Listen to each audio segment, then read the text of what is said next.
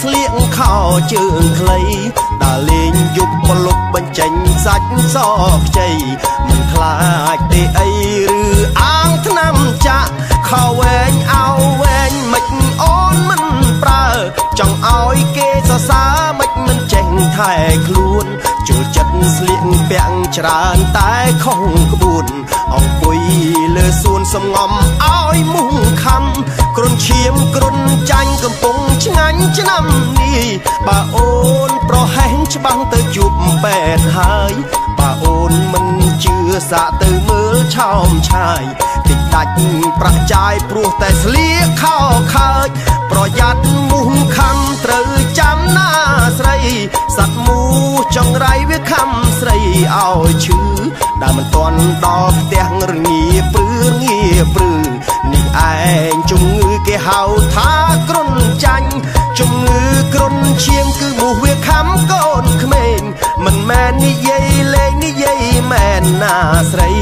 អាយុនៅតិចអូនកុំសូវស្លៀកខ្លីក្រោមអាយុ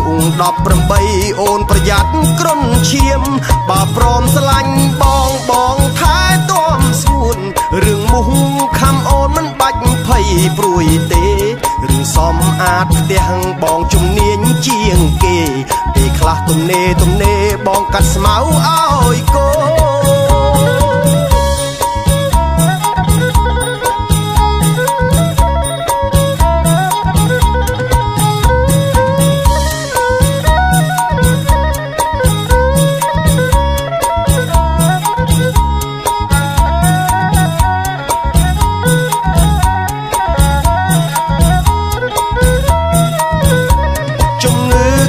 ឈាមគឺមូសវាខំកូនក្មេងមិនមែននិយាយលេងនិយាយមែនណាស្រីអាយុនៅតិចអូនកុំសូវស្លៀកខ្លីក្រោមអាយុ18អូនប្រយ័ត្នគ្រុនឈាមបើព្រមស្រឡាញ់បងថែទាំស្ងួនរឿងមូសខំអូនមិនបាច់ភ័យព្រួយទេរឿងសំអាតផ្ទះបងជំនាញជាងគេពេលខ្លះទំនេរបងកាត់ស្មៅឲ្យកូ